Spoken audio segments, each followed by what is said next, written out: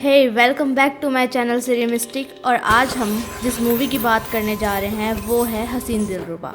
Movie start होती है और हम देखते हैं ज्वालापुर को, जिसकी एक नदी में एक बंदा तैर कर जा रहा होता है। फिर हम देखते हैं एक औरत को जो कुत्तों को मांस के टुकड़े खिला रही होती है और फिर अचानक से पीछे से उसके घर में ब्लास्ट हो जाता है और वो औरत भागती भागती अंदर जाती है और रीशू रीशू करके चिल्ला रही होती है। वहाँ पर एक हाथ पड़ा होता है जिस पर लिखा होता है रानी, और फिर बाद में वो जोर जोर से चिल्लाने लग जाती है। और हम बता दें उसी औरत का नाम रानी होता है और रीशू होता है उसका पति। फिर सीन कट होता है और हम देखते हैं कि पुलिस वाले इन्वेस्टिगेशन कर रहे होते हैं और उसके पूरे जले हुए घर को दिखाया जाता है। और पुलिस वाले बोलते हैं कि ना पूरी बॉडी जल चुकी है, सिर्फ एक हाथ की फिंगरप्रिंट्स मिल चुके हैं और ये एक हाथ ही बचा हुआ है यहाँ पर, और सर पे गहरी चोट का निशान है, शायद ब्लास्ट से पहले उसकी मौत हो चुकी थी। और उसके हाथ पर रानी लिखा हुआ है, उसकी वाइफ का नाम, जो कि वहाँ पर बैठी हुई है। और ये एक्सीडेंट तो नहीं हो सकता सर, बस एक बार हथियार मिल जाए सब सॉर्ट आउट हो जाएगा। और पुलिस वालों का शक होता है उसकी वाइफ रानी पर, जिसे हमने पहले देखा। फिर सीन कट होता है और हमें 6 महीने पहले का टाइम दिखाया जाता है। रीशु और उसके घर वाले ट्रेन में लड़की देखने जा रहे थे, जिसमें रीशु कुछ नाखुश सा दिख रहा था। उसकी मम्मी बोलती है कि भाई मुंह सुजाकर मत बैठ, हम शगुन देने जा रहे हैं। तो रीशु बोलता है कि ना 2 साल पहले भी तो गए थे ना। तो रीशु की मम्मी इस पर बोलती है कि क्या था उस लड़की में ऐसा जो 2 मिनट की मुलाकात में तू उसके प्यार में पड़ गया। फिर हमें पहले का सीन दिखाया जाता है जिसमें रीशु उस लड़की से बात कर रहा होता है। वो उससे पूछ रहा होता है कि भाई तुम्हें क्या पसंद है। तो वो लड़की बोलती है मुझे महेश पसंद है, महेश से प्यार करती हूँ मैं, और घर वालों को बताने की हिम्मत हो नहीं रही मेरी अभी। और इस पर रीशु का दिल टूट जाता है। और फिर वापस ट्रेन का सीन दिखाया जाता है जिसमें रीशु की मम्मी बोल रही होती है कि क्या प्रॉब्लम है तेरे को, अब मुंह सुजा के तो मत बैठ, कम से कम यहाँ पर कुंडली भी मिल गई, सब कुछ मिल गया, घर गृहस्थी भी सही है, और देखो लड़की का नाम भी कितना सुंदर है, रानी कश्यप। फिर वो गाड़ी में बातें कर रहे होते हैं जिसमें उसकी माँ बोलती है कि लड़की सुंदर है, सुशील है, गोरी चिट्टी हुई है, और पता है हिंदी साहित्य में उसने एमए किया हुआ है। पर इन चीजों में रीशु कोई इंटरेस्ट दिखा नहीं रहा था और वो अपनी माँ को बोलता है यार बस करो मम्मी, अंदर जाके हम देख लेंगे सब कुछ, और पिछली बार की तरह बाथरूम के बहाने सब जगह का मुआयना मत करके आ जाना। फिर अचानक से रीशु को रानी दिख जाती है, वो भी खिड़की के थ्रू, और रीशु खिल जाता है। फिर रीशु की फैमिली अंदर बैठकर नाश्ता कर रही होती है। तो रानी की माँ बोलती है कि सब कुछ रानी ने ही बनाया है। तो उसकी माँ पूछती है कचौड़ी भी रानी ने बनाई है। तो वो ऐसे बोलते हैं हाँ ये सब कुछ रानी ने बनाया, और जो पीछे एम्ब्रॉयडरी भी दिख रही है वो भी रानी ने बनाया है। और ये सब रानी अंदर से छुप कर देख रही थी। उसको उसकी मासी देख लेती है और वो पूछती है कि भाई तुझे पसंद है, जिस पर रानी बोलती है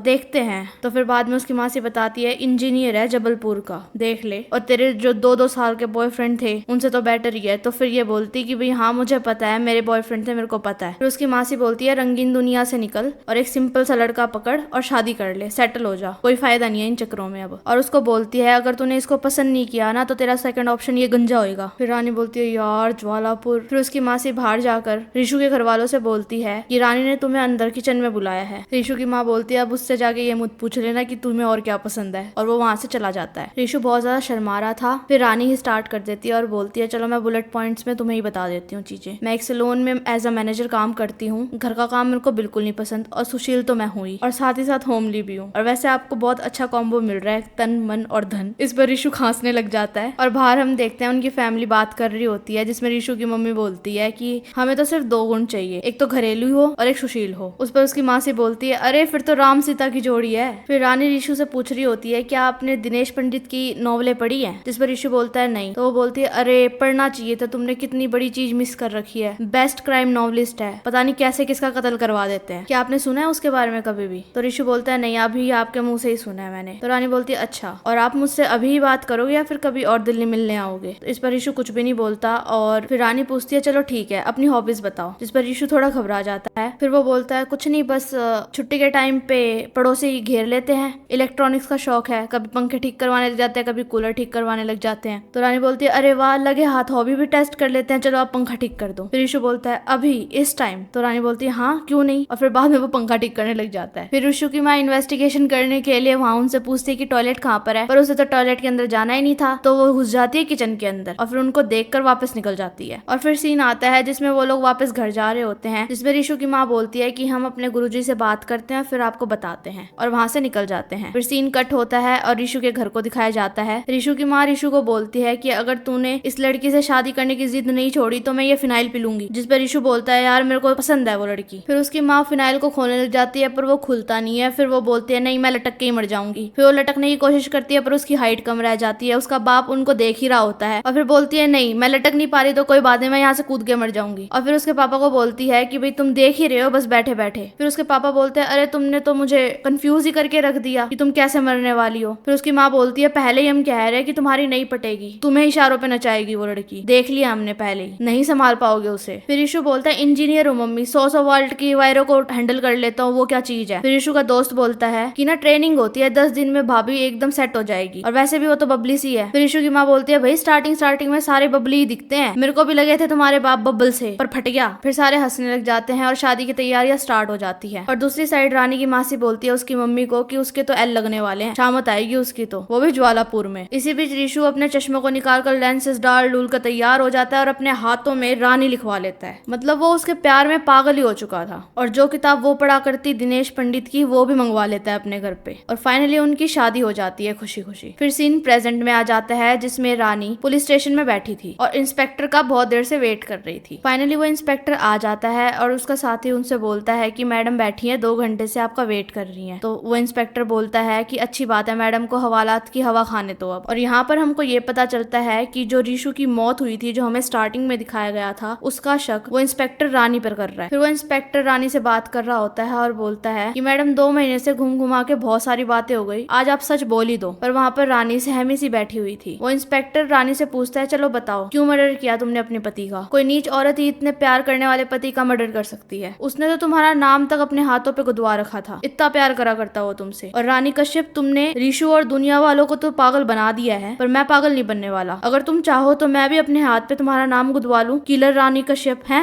बताओ। जिस पर रानी बोलती है गुदवा लीजिए सर, उससे सच थोड़ी बदल जाएगा सर। जिस पर इंस्पेक्टर बोलता है अच्छा ठीक है, चलो फिर से शुरू कर लेते हैं, कैसे रिलेशनशिप थे तुम्हारे उसके साथ? और फिर रानी बोलती है जैसे हर मियाँ बीवी के होते हैं, कुछ अच्छे और कुछ बुरे। और फिर सीन पास्ट में चला जाता है। रीशु के घर वाले और रानी स्टेशन पे ट्रेन से उतरते हैं और उनकी शादी हो चुकी थी। और वहाँ पर रानी देखती है कि किसी और ने वहाँ पर बैंड का अरेंजमेंट कर रखा था और उसके लिए वहाँ पर कुछ नहीं था। और फिर बाद में रीशु का दोस्त आ जाता है और बोलता है कि आप दोनों गाड़ी में चले जाओ, मैं दूसरे व्हीकल में ले आता हूँ सामान को। और फिर वो जब घर पहुँचते हैं तो बारिश बहुत तेज से होने लग जाती है। रीशु और रानी कमरे में चले जाते हैं तो रानी रीशु से पूछती है कोई दोस्त नहीं है क्या आपके? तो रीशु बोलता है ना, क्या हो गया? तो रानी बोलती है कोई स्टेशन पे आया नहीं लेने के लिए। फिर रीशु बोलता है आया तो था ना ये अजहर, दोस्त ही तो है मेरा। तो रानी बोलती है कोई बैंड वगैरह भी नहीं था। तो रीशु बोलता है कि आज हम लोग बहुत थक चुके थे ना, तो हमने ये सोचा था कि अगले दिन कर लेंगे सारा अरेंजमेंट वगैरह, सेलिब्रेशन वगैरह, तभी बस। फिर रानी कपड़े चेंज करने के लिए बाथरूम के अंदर चले जाती है और वहाँ पे बारिश इतनी ज्यादा तेज हो रही थी कि पानी अंदर घुस चुका था। फिर रीशु वहाँ पर उसकी सफाई करने लग जाता है पोछे का कपड़ा लेकर। रानी निकलती है और उसको देखकर बिल्कुल ऐसे मुंह अजीब सा बना लेती है और जाकर सो जाती है। रीशु को बहुत बुरा लगता है पर वो कुछ नहीं बोलता। अगला दिन हो जाता है और रानी बहुत लेट उठती है। रीशु की माँ को बहुत गुस्सा आ रहा होता है और जब वो डाइनिंग टेबल पर आकर बैठती है और चाय डालने लगती है तो उसमें चाय खत्म हो जाती है। तो बोलती है चाय खत्म हो गई। तो रीशु बोलता है मैं लेकर आता हूँ, जिस पर उसकी माँ उसको रोक देती है और बोलती है बहू आज तुम्हारी मुंह दिखाई है और तुम्हारी पहली रसोई होगी तो तुम्हें कुछ मीठा बनाकर खिलाना पड़ेगा। जिस पर रानी बोलती है मुझे तो कुछ बनाना ही नहीं आता, पकौड़े भी बनाने नहीं आते मुझे तो, और चाय भी मैं बहुत गंदी बनाती हूँ। तो ऋषि बोलता है कि भाई मैं अच्छी बनाता हूँ, मैं बना कर लाता हूँ। फिर वो फिर से उठने लग जाता है। फिर उसकी माँ फिर रोक देती है और बोलती है तुम्हारी माँ ने कहा था उस दिन हमने जो पकवान खाए थे सारे के सारे वो तुमने बनाए हैं। तो रानी बोलती है अरे आंटी जी आप उनको माइंड मत किया करो, मेरी मम्मी तो यूं बोलती है कि घर के ऊपर से कोई जहाज जा रहा होता है ना वो भी पप्पा ने बनाया है, उनको तो मजाक करने की आदत ही आदत है। ऋषु की माँ बोलती है फिर अरे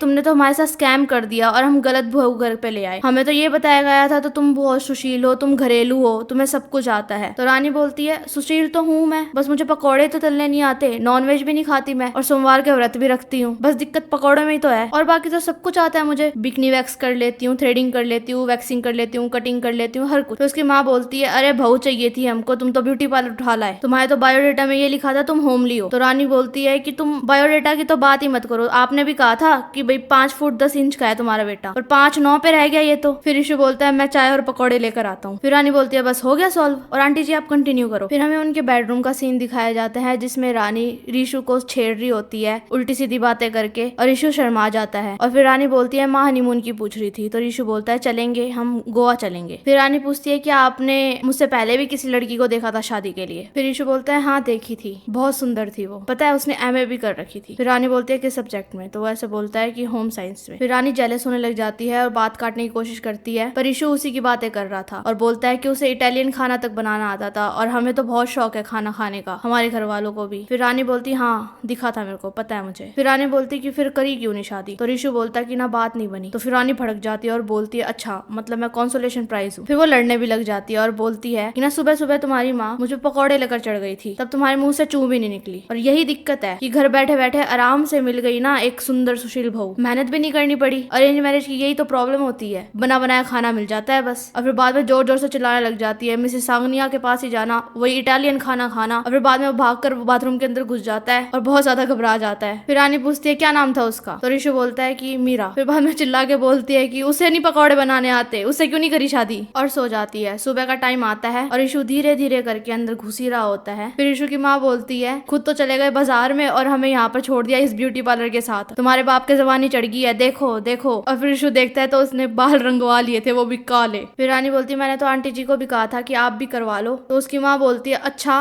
ताकि तू हमारे जुलूस निकाल दे। फिर रानी बोलती है घर में कुछ करने के लिए था नहीं। फिर उसकी माँ बोलती है यहाँ पे मैं आलू काटू, गोभी काटू, और ये महारानी यहाँ पे ब्यूटी पार्लर खोल के बैठी हुई है। फिर ऋषु बोलता है मैं काट देता हूँ आलू गोभी। तो उसकी माँ बोलती है तू तो मेरी नाक ही काट दे, तू रहने दे। फिर हमें रात का सीन दिखाया जाता है जिसमें ऋषु का दोस्त उसको बोल रहा था तुम्हें भाभी जी की ट्रेनिंग स्टार्ट कर देनी चाहिए, तुमने उसे खुले सांड की तरह घर पे छोड़ दिया, देखो उन्होंने तो तबेला ही रंग दिया। फिर ऋषु बोलता है क्या उसे पीटी करवाऊं अब? तो बोलता पीटी नहीं करवाने के लिए बोल रहा, पर उसे रूटीन दे दे ताकि जैसे खाना टाइम पे, चाय टाइम पे, ऐसे करके, और पेन और पेपर दो। और फिर बाद में वो उसको लिख कर देता है। और दूसरी साइड हम देखते हैं रानी के घर वाले उसे शिक्षा दे रहे थे कि वे अपने गुस्से को काबू में रखा कर, इतना गुस्सा मत किया कर, पहले महीने तू देवी है, उसे रिझा, अपनी साइड कर, शहद टपकना चाहिए तेरे मुंह से। माँ से बोलती है कि पहले 2 दिन जब ऋषु आए ना तो अपना पल्लू गिरा देना और ब्लाउज भी ऐसे टाइट सी पहनना थोड़ी, और उसे रिझाने की कोशिश कर थोड़ा। फिर अगली सुबह देखते हैं ऋषु प्रैक्टिस कर रहा होता है रानी पे ऑर्डर चलाने की कि रानी चाय किधर है। उतने में जब रानी के सामने आता है तो रानी पल्लू गिरा देती है अपना, और ऋषु वहाँ पे डर के मारे भाग जाता है और उधर से उसकी सास भी उसे देख रही होती है। फिर हम देखते हैं ऋषु छत पे होता है और वो प्रैक्टिस कर रहा होता है, रानी 9 बज गए हैं ऐसे करके। और फिर बाद में रानी नीचे आ जाती है वहाँ पे कपड़े सुखाने के लिए, और जैसे वो बोलने वाला होता है उतने में रानी देखकर फिर पल्लू नीचे गिरा देती है। वहाँ पर ऋषु भूल जाता है कि उसको क्या बोलना होता है, उधर से उसकी माँ भी देख लेती है और ऋषु वहाँ से फिर से निकल जाता है और रानी भी वहाँ पे देख कर भाग जाती है। और फिर सीन आता है जिसके अंदर ऋषु प्रेस कर रहा होता है कपड़ों पे और रानी अपने नेल पेंट लगा रही होती है और उसे देखकर फिर ऐसे पल्लू गिराने की कोशिश करती है। उधर से उसकी सास भी देख रही होती है, उसको गिराने की कोशिश कर ही रही होती है, गिरता नहीं है पर वो कोशिश कर ही रही होती है। और जब एंड में गिर जाता है तो उसकी सास उठकर आ जाती है और बोलती है रात को क्या तुम सांप सीढ़ी खेलते हो जो दिन में पल्लू गिराने की नौबत आ गई है। और रानी अपना मुंह ढक लेती है और ऋषु वहां से भाग जाता है। फिर ऋषु का दोस्त उसे शिक्षा दे रहा होता है कि अब टाइम टेबल बनाने के बाद तुम बेडरूम जीतो और शेर बनो। फिर ऋषु बोलता है शेर ऐसे नहीं बना जाता ना, और कुछ दवाइयों का नाम लेकर बोलता है कि इनको खाने से बनेंगे। तो फिर उसका दोस्त बोलता है ऐसा नहीं होता कुछ भी। और फिर बाद में उसका बाप यूं बोलता है मुझे भी बताना कौन सा है। उस पर ऋषु उसको झाड़ देता है कि भाई तुम्हें पापा अपने उम्र का लिहाज करना चाहिए और ये बाल बुल काले कुले कराने बंद कर दो, मम्मी उठाकर बाहर टांग देगी तुम्हें, अमावस की रात लगते हो चलते फिरते। फिर रात में सीन दिखाया जाता है उनके बेडरूम का जिसमें दोनों के दोनों एक्साइटेड थे और उनकी खूब तैयारियां चली, उन्होंने ट्राई भी करा, पर एंड में पता चलता है कि उससे कुछ ना हो पाया, जिसको देखकर रानी को बहुत बुरा लगता है और वो मायूस होकर सो जाती है। और ऋषु को भी बहुत एम्बेरेसिंग फील होता है, रानी तो रोने तक लग जाती है। और फिर सुबह सुबह ऋषु उठ जाता है और वो वॉशरूम चला जाता है और तभी रानी की मम्मी का फोन आ जाता है जो वो बोलती है कि पल्लू गिराकर कुछ हुआ क्या? तो रानी बोलती है सब कुछ गिरा दिया, पर वो तो जुगनू निकला। जुगनू समझते हो ना जुगनू क्या होता है? पहले तो 1000 वोल्ट का झटका और फिर बाद में एकदम से फुस। तब उसके घर वाले बोलते हैं कि उसको थोड़ा मैनली फील करा, मैनली। तो वो बोलते हैं कभी इसको होमली फील कराऊं, कभी मैनली फील कराऊं, एक चीज करवाने के लिए क्या क्या फील करवाऊं, अब कहाँ छोड़ दिया मेरे को, ऐसी तैसी करके रख दी मेरी, तो क्या लाइफ होगी मेरी, अब कुछ ना हो पाता उससे। और ये सारी बातें वो वॉशरूम से सुन रहा होता है और उसको बहुत एम्बेरेसिंग फील हो रहा था। फिर सीन कट होता है और ऋषु अपने दोस्त से बात कर रहा होता है कि माँ सही कह रही थी, मुझसे नहीं संभलेगी, सारी अपनी प्राइवेट बातें अपने घर वालों को बता रही थी कि मुझसे कुछ ना हो पाया। फिर उसका दोस्त बोलता है कि अरे मजाक में बता दिया होगा, और तुम भी ये क्या घोल घोल कर पीते रहते हो, मत पिया करो ऐसे। फिर ऋषु रानी से बहुत ज्यादा उखड़ा उखड़ा सा रहने लग जाता है। रानी उसके पीछे पीछे होती है कि खाना लगा दो ऋषु, खाना लगा दो ऋषु, पर वो बोलता है नहीं मैं बाहर से खा आया, ऐसे करके मतलब उसको नेग्लेक्ट कर रहा होता है। और ऋषु कमरे में भी उसके सोने के बाद ही जाता था। एक दिन रानी सोने का नाटक करती है और ऋषु वहाँ पर चला जाता है। फिर वो रानी लाइट ऑन कर देती है और पूछती है आप मुझसे नाराज हो ना, और आप मुझसे बोर हो गए हो ना? तो ऋषु बोलता है नहीं ऐसा कुछ नहीं है। तो वैसे बोलती है झूठ, चलो हम ट्रूथ एंड डेयर खेलते हैं। फिर वो बोलती है मुझसे क्यों भाग रहे हो? तो ऋषु बोलता है मैंने तुम्हारी और तुम्हारी मासी की सारी बातें सुन ली थी। फिर पूछता है वो उससे तुम्हें कैसा लड़का चाहिए था रानी जी? तो रानी बताती है ये जिसका सेंस ऑफ ह्यूमर हो, थोड़ा अट्रैक्टिव हो, प्यार में पागल हो और मुझसे बहुत प्यार करे। तो फिर ऋषु बोलता कि तुम्हें तो 5-6 खूबियों वाला लड़का चाहिए, 5-6 लड़कों वाली बातें कह दी तुमने तो, और ये चीजें एक लड़के में कैसे मिलेगी? फिर रानी बोलती है एक तो खूबी हो सकती है ना। तो फिर ऋषु बोलता है कि कल से ऑफिस के बाद मैं एमबीए की क्लासेस में जाऊंगा, मतलब घर पे नहीं आऊंगा, और बोलता कि सॉरी तुम्हें वो 6 खूबियों वाला लड़का नहीं मिल पाया। फिर सीन प्रेजेंट में आता है और वो ऑफिसर को बता रही होती है उस दिन के बाद ऋषु ने मुझसे बात नहीं करी और उसकी नाराजगी बिस्तर पे लेटी रहा करती, मतलब उनका रिलेशनशिप बहुत ज्यादा खराब हो चुका था। वो कोशिश भी करा करती सब कुछ ठीक करने की, पर कुछ नहीं हो पा रहा था और ऋषु उससे गुस्सा ही था। सीन ऐसा हो गया था कि वो उसको देखना ही नहीं चाह रहा था। फिर एक दिन वो रास्ते से जा रही थी तो ऊपर वाली बिल्डिंग में देखती है कि ऋषु एक लड़की से बात कर रहा होता है, वो भी अपने कोचिंग क्लासेस में। वो भागकर ऊपर जाती है और बोलती है ये चल रही है तुम्हारी कोचिंग क्लासेस। तो ऋषु बोलता है मैं तो इसको बस रास्ता बता रहा था, और वो वहां पर झाड़ देती है कि तुम्हें तो ये रास्ता बता रहा है और खुद के घर का रास्ता ये खुद भूल चुका है, और वहां से चली जाती है। फिर ऋषु घर आ जाता है, तब वो रानी अपने घर वालों से बात कर रही होती है और फिर जाके वो किचन में खाना खाने लग जाता है। तो वहां पर रानी आ जाती है फोन कट करके और पूछती है गोवा के लिए पैकिंग कब स्टार्ट करनी है। तो ऋषु अपने बैग में से टिकट निकालता है और वो फाड़ देता है। फिर बाद में रानी रोने लग जाती है और लड़ने लग जाते हैं दोनों के दोनों। रानी बोलती है यही किस्मत में लिखा हुआ है मेरे। ऋषु बोलता है तुम्हारी किस्मत में यही लिखा हुआ है, झेलो अब। फिर सीन प्रेजेंट में आता है और हम देखते हैं कि वो पुलिस ऑफिसर उसकी पड़ोसन से बात कर रहा होता है और पूछ रहा होता है तुम्हें तो पता होगा, तुमने तो सब कुछ देखा होगा, पड़ोस में ही रहती हो। वो पड़ोसन बोलती है देखो साहब जी, जो मियाँ बीवी का रिश्ता होता है उसको बहुत आराम से करना पड़ता है, ये वो ऐसी बातें करने लग जाती है। तो फिर पुलिस ऑफिसर झिड़क के कहता है कि आप साफ शब्दों में बताओ कि क्या सीन था। फिर वो पड़ोसन बताता है कि ऋषु का एक कजन आया था, और फिर सीन वापस पास में चला जाता है। वहां पर नील आ जाता है और रानी नीचे आती है और उसको नमस्ते करती है। फिर बाद में उसकी सास उसको बताती है कि ये टूरिस्टर है और सबको चप्पू वाली नाव में घुमाता है, मतलब रिवर राफ्टिंग करवाता है। और हमें साफ दिख रहा था कि उनके नैन मटक के वहीं पर स्टार्ट हो चुके थे। तो नील कहता है कि अपनी बहू को कहो ना कि खाना खिलाए। तो रानी की सास बोलती है खाने का तो नाम ही मत लिया कर, इसके सामने कुछ नहीं आता है इसको बनाना, और अपने बाल बुल बचा के रखियो यहाँ पे, कैंची चलते देर नहीं लगती। उतने में रानी कह देती है नील से आपको कुछ कटवाना है। तो नील बोलता है नहीं। और फिर हम रात का टाइम देखते हैं जब ऋषु आ जाता है तो नील पीछे से आके चिपक जाता है कि ऋषु भैया आ गए, और ऋषु उसको देखकर खुश हो जाता है। फिर ऋषु की माँ उसको बोलती है कि यहाँ पे बाल तो क्या ही कट रहे हैं, यहाँ पे हमारी इज्जत कटे जा रही है, अपनी बीवी की कैंची रुकवा दो। मतलब रानी की बहुत बेइज्जती करते हैं, पर ऋषु वहाँ पर कुछ भी नहीं कहता और नील भी उसको देख रहा होता है। रानी भी बिना बोले वहाँ पर खड़ी रहती है बस। सीन कट होता है और सुबह का टाइम दिखाया जाता है जिसमें नील छत पर होता है और रानी नीचे वाली छत पर बैठकर दिनेश पंडित पढ़ रही होती है, और ऊपर से नील बोलता है खून माँ ने किया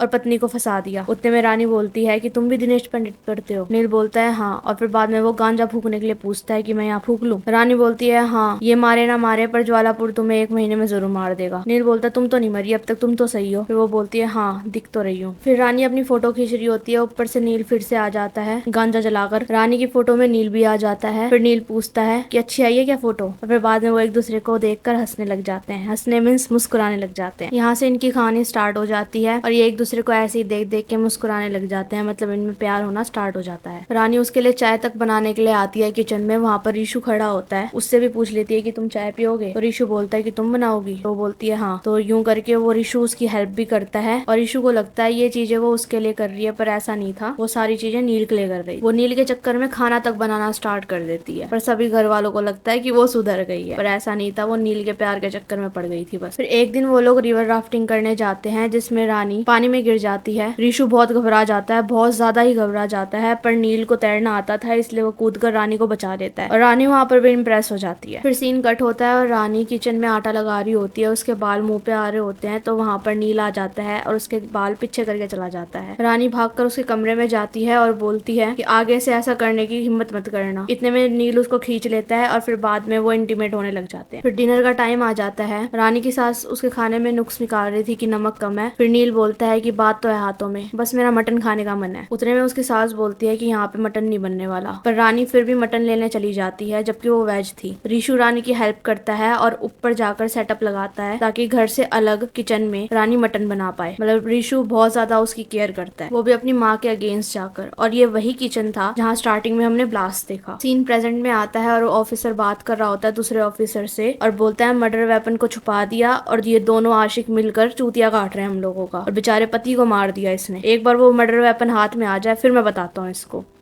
फिर पुलिस ऑफिसर वहाँ पर इन्वेस्टिगेशन करने के लिए रिशु के दोस्त को बुलाते हैं और वो वहाँ पर रानी को देखकर भड़क जाता है और बोलता है ये डायन खा गई मेरे दोस्त को, बहुत प्यार करता था इससे, पर आशिक के चक्कर में इसने सत्यानाश मार दिया उसका। और वहाँ पर जोर जोर से चिल्ला चिल्ला के रोने लग जाता है। फिर वो ऑफिसर रानी से बातचीत कर रहा होता है और बोलता है कि कैसे संबंध थे तुम्हारे नील त्रिपाठी के साथ। रानी जवाब देती है कि कुछ अच्छे और कुछ बुरे। तो ऑफिसर बोलता है शारीरिक। तो रानी बोलती है इंस्पेक्टर साहब, पंडित जी बोलते हैं संबंध तो मानसिक होते हैं, शारीरिक तो संभोग होता है। फिर इंस्पेक्टर बोलता है तुम दोनों ने मिलकर कोई प्लानिंग नहीं करी। फिर सीन कट होता है और पास्ट में आता है जहाँ पर रानी तैयारी कर रही थी मटन बनाने की, और फिर वो नील के कमरे में आती है और उसको बताती है कि मैं तुम्हारे लिए मटन बना रही हूँ। नील उसके साथ फोटो खींचता है। रानी बोलती है अरे यार कितनी फोटो खींचोगे तुम। तो नील बोलता है अगले हफ्ते मैं जा रहा हूँ यहाँ से। तो रानी बोलती है कोई बात नहीं, ठीक है, मैं भी यहाँ से दिल्ली निकल लूंगी और फिर तुम्हारे पास। फिर वो बड़े प्यार से उसके लिए मटन बनाती है और जब डिनर का टाइम आता है तो मटन लेकर आती है। उसके सास बोलती है कि यहाँ पे मत रख, कोई नहीं खाने वाला इसको। फिर रानी बोलती है नील तो खाएगा ना। तो वो बोलती है कि नील तो चला गया, पता नहीं क्या हो गया था उसको, अचानक से बहुत जल्दबाजी में चला गया वो। रानी का दिल टूट जाता है और वो बोलती है कि चला नहीं गया, भाग गया। और रानी का बहुत ज्यादा दिमाग खराब हो जाता है। और फिर बाद में रिशु आता है तो उसकी माँ बोलती है कि खाना लगा दे रानी। रानी रिशु के लिए खाना लगा देती है। रिशु ये देखकर बहुत खुश हो जाता है क्योंकि उसको ये लगता है कि रानी उसके लिए कर रही है ये सब। और वो रानी की तारीफ भी करता है और बोलता है तुम बहुत मेहनत कर रही हो, और एक्चुअली बात ऐसी है ना कि आप बहुत खूबसूरत हो, इसलिए मैं आपके सामने बहुत ज्यादा ऐसे लो कॉन्फिडेंस वाला फील करता हूँ, और आज तक के लिए बहुत ज्यादा सॉरी। चलो एक नए सिरे से शुरुआत करते हैं। और बोलता है वाह क्या मटन बनाया है। फिर रानी बोलती है ये मटन नील के लिए बनाया था, मैं उससे प्यार करने लगी थी और उसके साथ ही रहना चाहती थी, पर वो मुझे धोखा देकर चला गया और मुझे तुम्हारे पास ही छोड़ दिया। और रिशु का एक बार फिर से दिल टूट जाता है, पर वो कुछ कहता नहीं है। सीन प्रेजेंट में आता है और ऑफिसर को बोलती है वो कि उस दिन के बाद वो चुप हो गया, बस वो खाता रहा और मैं उसको देखती रही। ऑफिसर बोलता है अच्छी कहानी बना लेती हो। रानी बोलती है अच्छी कहानी तो आप भी बना लेते हैं। फिर ऑफिसर बोलता है ठीक है, बट दी एंड मैं करूंगा, और तुमको शर्म तो आती नहीं होगी एक्स्ट्रा मैरिटल अफेयर करते वक्त। रानी बोलती नहीं, अगर मैं नील से नहीं मिलती तो मैं असली रिशु से कैसे मिलती। सीन कट होता है और पास्ट में आता है जिसमें हम रिशु को देखते हैं जो पानी में डुबकी लगाकर नील के पास चल पड़ता है और उस पर पेचकस के साथ हमला कर देता है, पर उल्टा नील ही उसको ठोक देता है। फिर नील अपने घर की छत से देखता है रिशु को जो वहीं पर बैठा हुआ था, उसको वहां बुलाता है। नील बोलता है कि मुझे माफ कर दो, मुझसे गलती हो गई, हो गया अट्रैक्शन भाभी के साथ, अगर आप खुद संबंध बना लेते हैं उनसे तो ऐसा कुछ होता ही नहीं, वो बहती ही नहीं ऐसे। पर एक बात बताओ आपने बनाए कैसे नहीं, वो तो इतनी सुंदर है। तो रिशु बोलता है मैं ही चूतिया हूं ना जो उसका दिल जीतने में लग गया, और तुमने भी यही बात सोची, रिशु भैया तो चूतिया है, उनकी भी मार लो, उनकी लुगाई की भी मार लो, वो तो कुछ कहने वाला है नहीं, और उसको लेकर क्यों नहीं आए अपने साथ, कम से कम हम तीनों में से तुम दोनों तो खुश रह लेते। और फिर सीन कट हो जाता है। रिशु घर पर आ जाता है, उसकी बीवी उससे पूछती है कि ये चोट कैसे लगी। तो बोलता है चलो बता ही देता हूँ, नील से पीट कर आ रहा हूँ। तो रानी पूछती है क्यों। तो वो बोलता है तुम्हें छोड़ के चला गया ना वो। तो रानी उसके पास आ रही होती है और वो बोलता है कि हाथ मत लगाना, दूर से बात कर। और वो क्लियरली रानी को कह देता है यहाँ से चली जाओ, मैं तुम्हारे बिना नहीं रह सकता था, पर मैं अब तुम्हारे साथ भी नहीं रह सकता, शांति दे दो मेरे को। अगला दिन आता है और उसके पेरेंट्स तो बाहर चले जाते हैं घर से किसी उनके मौसा जी के पास। रानी अपनी पैकिंग पुकिंग करके बाहर आ जाती है।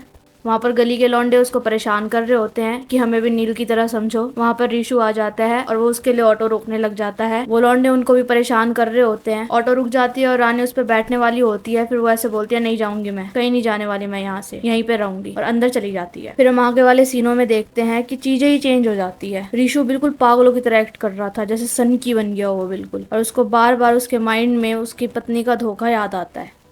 फिर हम देखते हैं कि रानी सीढ़ियों में से गिर जाती है और उसके नाक तक से खून निकलने लग जाता है। रिशु वहां पर गाड़ी साफ कर रहा था और उसका कुछ रिएक्शन नहीं होता, उसके मुंह पे थोड़ी सी हंसी होती है जैसे उसी ने किया हो। रानी देखती है कि सीढ़ियों में पेपर सोप लगे हुए हैं, मतलब जानबूझ के किसी ने गिराया है। तो रिशु से वो उसका वॉलेट पूछती है कि धोबी को पैसे देने हैं, वॉलेट कहाँ पर है। तो वो बोलता है अंदर रखा है।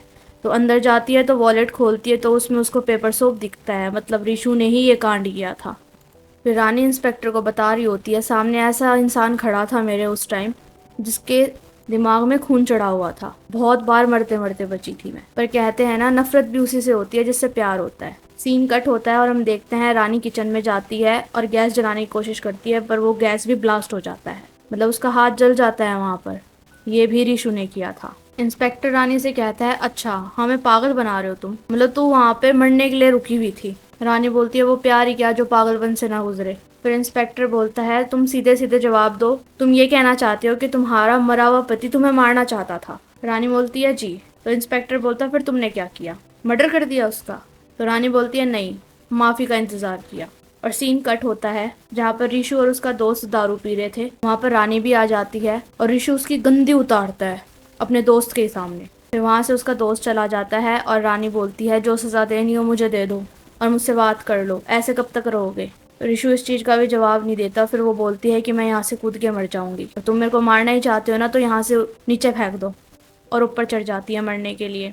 रिशु जाता है और ऐसा एक्टिंग करता है कि भाई वो नीचे गिर देगा, पर गिराता नहीं है। और फिर बाद में वो रोने लग जाता है और रानी बोलती है एक मौका दे दो, लास्ट बार, हम शुरू से स्टार्टिंग से स्टार्ट करते हैं। और वो दोनों बहुत ज़्यादा इमोशनल हो जाते हैं। उस दिन के बाद उनका रिश्ता बहुत अच्छे से चलने लग गया था। हर चीज़ काफ़ी स्मूथली चल रही थी, प्यार से चल रही थी। फिर एक दिन वो दोनों कार की ड्राइव पे जाते हैं। वहाँ पर वो नील को देख लेते हैं जिसके पीछे एक लड़की बैठी हुई थी। उसकी बाइक से उनकी कार का शीशा टूट जाता है, तो रानी गुस्से में उतरकर उसकी बाइक का शीशा तोड़ देती है। फिर नील उस लड़की को उतार कर वापस आता है और पूछता है कि उस लड़की को मैंने उतार दिया है नीचे, पीछे जगह खाली है, पूछिए अपनी बीवी से आके बैठेंगी क्या। ये सुनकर रिशु को बहुत ज्यादा गुस्सा आ जाता है और गाड़ी अपनी पीछे लगा देता है उसके, और बहुत दूर तक। और रानी ने पहली बार ही उसका ऐसा रूप देखा था, पर उसको भी बहुत अच्छा लगा ये देखकर। पर एंड में गाड़ी उनकी फंस जाती है। और फिर बाद में वो एक मैकेनिक के पास जाते हैं, जहाँ पर वो मैकेनिक बोलता है थोड़ा टाइम लगेगा यहाँ पर। तो वहाँ पर एक कमरा होता है जहाँ पे दोनों के दोनों इंटीमेट हो जाते हैं। फिर सीन प्रेजेंट में आता है और वो इंस्पेक्टर्स इन्वेस्टिगेटिंग करने के लिए उनके घर के पास आ जाते हैं, जिसमें वो रिक्शा वाले से पूछताछ कर रहा था। तो वो बताता है कि मैडम नहीं कर सकती ये सारी चीज़ें, वो तो मेरे साथ थी और मैं उनको मार्केट लेकर गया था। वो इंस्पेक्टर्स को पूरी बात बताता है। फिर इंस्पेक्टर बोलता है जिनको देखो सब कहानी सुनाने लग जाते हैं यहाँ पे। और फिर बाद में उनके हाथ में सीसीटीवी फुटेज लग जाती है एक, जिसके अंदर एक आदमी तैर कर जा रहा होता है और वो बोलते हैं ये नीली है जो भाग गया। ये सबूत मिलते ही वो रानी को उसके घर से उठवा लेते हैं और उसको बहुत टॉर्चर करते हैं, पुलिस स्टेशन में लाकर मारते पीटते हैं बहुत ज्यादा। अगले दिन का सीन आता है जहाँ पर सच और झूठ को पकड़ने वाली मशीन होती है, उसको यूज किया जाता है रानी के लिए। रानी बोलती है एक बार मैं वॉशरूम जाकर आती हूँ, और वो वॉशरूम में जाकर एक कील को अपने पैर के अंदर चुबो देती है। फिर वहां पर आकर उनके क्वेश्चंस का आंसर देने लग जाती है। वो मशीन डिटेक्ट कर लेती है कि उनकी हार्ट बीट बहुत ज्यादा तेज है। तो डॉक्टर पूछता है आप नर्वस हैं? तो वो बोलती है हाँ नर्वस हैं। वो उससे पूछते हैं कि उस दिन क्या हुआ था। तो वो बताती है कि उस दिन उसके पेरेंट्स कहीं पर किसी रिश्तेदार के यहाँ गए थे और रिशु के दोस्त आने वाले थे दावत पर। तो मैंने उसको कहा था कि बाहर से आते हुए सामान ले आना, तो वो बोलता ठीक है। और फिर वो घर से बाहर निकल जाता है। और उस दिन वो घर वापस जल्दी आ जाता है और मेरे को और नील को एक साथ देख लेता है। नील बोलता तुम बता क्यों नहीं रही इसको कि तुम मेरे साथ भागने वाली हो। तो रानी बोलती क्यों झूठ बोल रहा है यहाँ पर। और वो रिशु को बोलती है ऐसा कुछ नहीं है। तो रिशु बोलता मेरे को इससे बात करनी है, चलो बाहर चलो। तो वो रोकने की कोशिश करती है पर वो बाहर चली जाती है और वहाँ से रिक्शा लेती है और निकल जाती है। और बाहर एक बच्ची को कह के चाहती है कि रिशु भैया को बोलो गेट बंद कर ले। और जब वो वापस आती है और कुत्तों को बोटियाँ खिलाती है तब वहाँ पर ब्लास्ट हो जाता है। सीन कट होता है और डॉक्टर और ऑफिसर वहाँ पे बात कर रहे होते हैं। डॉक्टर बोलता है सब सवालों में सेम रिदम आ रही है, समझ नहीं आ रहा कुछ भी यहाँ पर। अब ऐसे सवाल पूछेंगे जिसमें हाँ या ना हो। और वहाँ पर वो देख लेते हैं कि रानी लड़खड़ा कर चल रही थी। डॉक्टर पूछता है क्या मैडम यही जूते पहनती है हमेशा। तब रानी अंदर जाती है तो उसके जूते चेक होते हैं जिसके अंदर कील निकलती है और इंस्पेक्टर को उस पर ही वापस शक हो जाता है। उससे क्वेश्चनिंग वापस करी जाती है पर वो सारे जवाब आराम से दे देती है और मशीन से कुछ नहीं पता चलता। तो इंस्पेक्टर का हेड उसको बहुत डांटता है और बोलता है इसको क्लोज करो, कुछ नहीं पता चलेगा यहाँ पे। तो वो बोलता है कि मशीन खराब थी सर, पर वो उसको फटकार देता है। फिर सीन कट होता है और 5 साल बाद का सीन दिखाया जाता है जिसमें उस ऑफिसर का ट्रांसफर हो गया था। तो वो अपनी फैमिली के साथ स्टेशन पे गया हुआ था। वहाँ पर दिनेश पंडित की किताब मिल जाती है तो उसको वो उठा लेता है और रात को वो पढ़ रहा होता है। फिर सीन वापस से पास्ट में जाता है और हमें दिखाया जाता है रानी का घर, जहाँ पर रिशु आ गया था अपने ऑफिस से और वहाँ पर वो नील को देख लेता है जो रानी से बातें कर रहा था। रानी बोलती यहाँ से निकल जा चुपचाप से, पर नील उसके साथ बहस करने लग जाता है और निकलता नहीं और उल्टी उल्टी बातें करने लग जाता है। और नील फिर उसको धमकी भी देता है कि जो तुम्हारी फोटोज थी मेरे साथ वो मैं ग्रुप में डाल देता हूँ। और ये चीजें रिशु सुन रहा था वहाँ पर, और वो रिशु को एक फोटो दिखा देता है रानी की जिसमें वो न्यूड थी। रिशु को बहुत गुस्सा आ जाता है। फिर उन दोनों के अंदर फाइटिंग स्टार्ट हो जाती है। नील उसका गला दबाने वाला होता है कि रानी वहाँ पे फ्रीजर से निकालकर मटन का टांग उठाकर उसके सर पे मार देती है, जिससे वो वहीं पर मर जाता है। रानी रोने लग जाती है और बोलती है मेरे से बहुत बड़ी गलती हो गई, अब यहाँ पर पुलिस आएगी, पुलिस को फोन करना पड़ेगा। तो रिशु बोलता है नहीं, बहुत टाइम बाद, बहुत समय बाद तुम मेरे साथ हुई हो, अब बहुत मुश्किल से हमारे बीच में बहुत चीजें सही होने लग गई है, अब नहीं मैं तुमसे दूर जा सकता। तो नील को ऐसे घसीट कर अंदर ले जाते हैं। पहले वो नील का हाथ काट देता है और फिर बाद में खुद का भी हाथ काट देता है सिर्फ रानी के लिए। फिर रानी रिशु को नील के कपड़े पहना देती है और रिशु को वहां से भागने के लिए कह देती है। फिर रानी मार्केट के लिए बाहर निकल जाती है और ईशु अंदर गैस वाला ब्लास्ट कर कर वहाँ से भाग जाता है और नदी में कूद जाता है। फिर सीन कट होता है और हम ऑफिसर को देखते हैं जो पंडित की किताब पढ़कर समझ जाता है कि ये सीन क्या चल रहा है, और मूवी की एंड होती है जिसके अंदर ईशु और रानी को साथ में देखते हैं। तो आपको ये ट्विस्टेड मूवी कैसी लगी ये कमेंट सेक्शन में ज़रूर बताइएगा और अपने रिव्यूज़ भी मेरे साथ ज़रूर शेयर कीजिएगा। तो इसी के साथ मिलते हैं हम अगली वीडियो में। इस वीडियो को लाइक कीजिएगा, कमेंट कीजिएगा और इसको शेयर भी कर दीजिएगा अगर हो पाए तो। Thank you, bye bye.